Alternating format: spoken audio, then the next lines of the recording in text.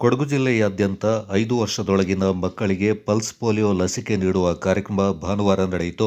ಮುಖ್ಯಮಂತ್ರಿ ಅವರ ಕಾನೂನು ಸಲಹೆಗಾರರು ಹಾಗೂ ಶಾಸಕರಾದ ಎಎಸ್ ಪೊನ್ನಣ್ಣ ಅವರು ಗೋಣಿಕೊಪ್ಪದ ಸಮುದಾಯ ಆರೋಗ್ಯ ಕೇಂದ್ರದಲ್ಲಿ ಮಗುವಿಗೆ ಪೋಲಿಯೋ ಲಸಿಕೆ ನೀಡುವ ಮೂಲಕ ಚಾಲನೆ ನೀಡಿದರು.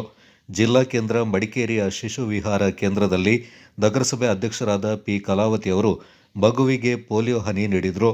ಈ ಸಂದರ್ಭ ಜಿಲ್ಲಾ ಆರೋಗ್ಯ ಮತ್ತು ಕುಟುಂಬ ಕಲ್ಯಾಣಾಧಿಕಾರಿ ಡಾಕ್ಟರ್ ಸತೀಶ್ ಕುಮಾರ್, ಕೊಡಗು ವೈದ್ಯಕೀಯ ವಿಜ್ಞಾನ ಸಂಸ್ಥೆಯ ನಿರ್ದೇಶಕರಾದ ಡಾಕ್ಟರ್ ಲೋಕೇಶ್, ಜಿಲ್ಲಾ ಸರ್ಜನ್ ಡಾಕ್ಟರ್ ನಂಜುಂಡಯ್ಯ, ಆರ್ಸಿಎಚ್ ಅಧಿಕಾರಿ ಡಾಕ್ಟರ್ ಮಧುಸೂದನ್, ಡಾಕ್ಟರ್ ಸನತ್ ಕುಮಾರ್, ಮಕ್ಕಳ ವಿಭಾಗದ ಮುಖ್ಯಸ್ಥರಾದ ಡಾಕ್ಟರ್ ಪುರುಷೋತ್ತಮ, ಡಾಕ್ಟರ್ ಚೇತನ್, ರೋಟರಿ ಸಂಸ್ಥೆಯ ಸಭಾಪತಿ ರವೀಂದ್ರ ರೈ ಮತ್ತಿತರರು ಪಾಲ್ಗೊಂಡಿದ್ದರು.